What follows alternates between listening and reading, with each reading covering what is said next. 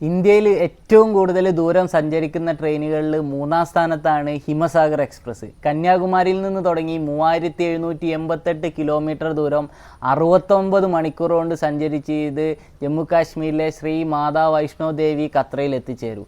കേരളത്തിൽ നിന്ന് എല്ലാ വെള്ളിയാഴ്ചയുമാണ് ഈ ട്രെയിൻ സർവീസ് നടത്തുന്നത്. കാശ്മീരിലേക്കൊക്കെ യാത്ര പോകുന്നവർക്കും ട്രിപ്പൊക്കെ പോകുന്നവർക്ക് ഭയങ്കര ഒരു ഉപകാരപ്പെടുന്നൊരു ട്രെയിനാണിത്, ഹിമസാഗർ എക്സ്പ്രസ്.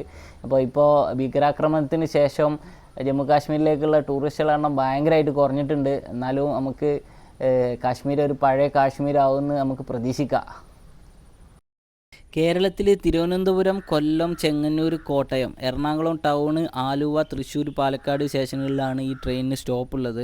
കേരള, തമിഴ്നാട്, ആന്ധ്രാപ്രദേശ്, തെലങ്കാന, മഹാരാഷ്ട്ര, മധ്യപ്രദേശ്, രാജസ്ഥാൻ, ഉത്തർപ്രദേശ്, ഡൽഹി, ഹരിയാന, പഞ്ചാബ് ആൻഡ് ജമ്മു കാശ്മീർ സ്റ്റേറ്റുകളിലൂടെ 16317, 16318 എന്നീ നമ്പറുകളിലാണ് ഈ ട്രെയിൻ സർവീസ് നടത്തുന്നത്.